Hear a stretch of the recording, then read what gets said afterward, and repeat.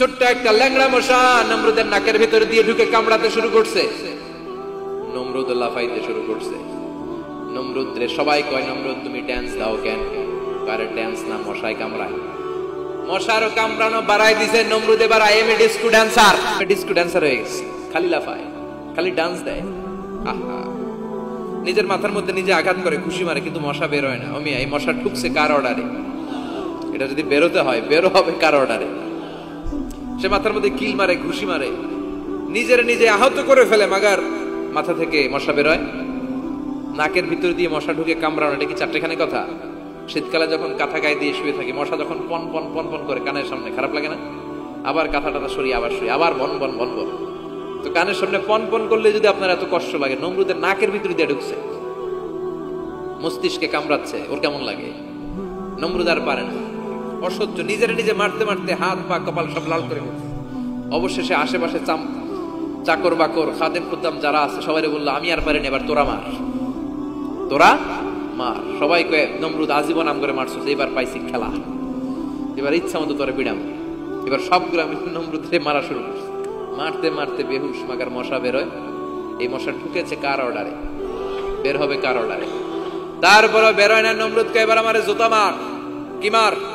এখন আমরা পরি প্লাস্টিকের জুতা, চামড়ার জুতা, তখন পড়তো খরমের জুতা, কাঠের জুতা। খরমের জুতা, চামড়ার জুতা। খরমের জুতা বানায় কি দিয়া? কথা কন, চিনেন? এবার ক্যামেরা জুতা মার। সবাই এবার কাঠের জুতা লইছে, ইচ্ছা মতো পিটান শুরু। পিটাইতে পিটাইতে ওর মাথা ফাটিয়ে রক্তাক্ত করে শেষ। নমরুদের খেলা শেষ। নমরুদের খেলা যখন শেষ, আল্লাহর সৈনিক ওই ল্যাংড়া মশা নাক থেকে বের হয়ে শূন্যে উড়াল দিয়েছে। চিল্লায় পড়েন আল্লাহু আকবার।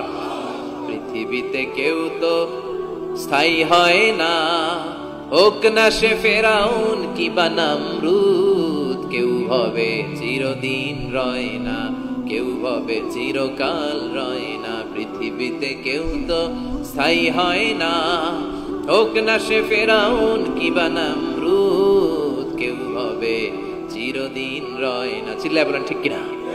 নমরুদ আজীবন থাকতে পারছে? ওর ক্ষমতা, ওর দাপট, ওর জুলুম, ওর অত্যাচার, ওর শেষ রক্ষা করতে পেরেছে? কথা কন। ফেরাউনের দাপট আর ক্ষমতা বাঁচাতে পেরেছে?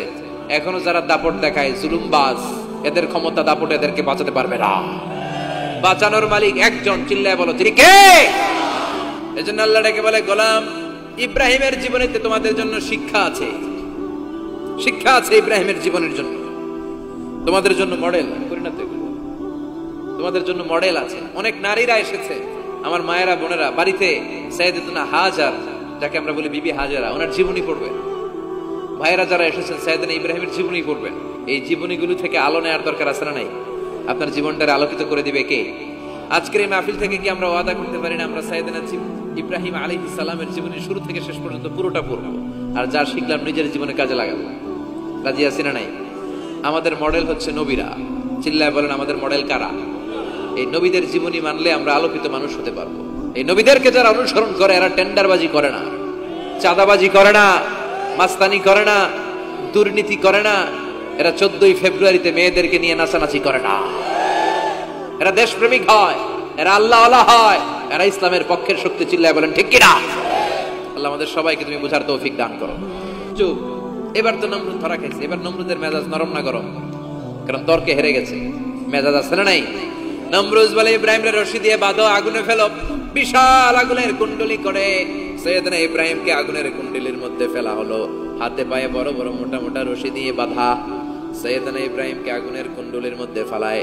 সাইয়েদনা জিব্রাইল বলে, ও সাইয়েদনা ইব্রাহিম, আপনি বলেন আমার পাখার আঘাতে আগুনগুলো এক পাশ থেকে আরেক পাশে, এক দেশ থেকে আরেক দেশে উড়িয়ে নেই, বিশাল আগুনের কুণ্ডলিকে এক ঝাপটা মেরে থামিয়ে দেই।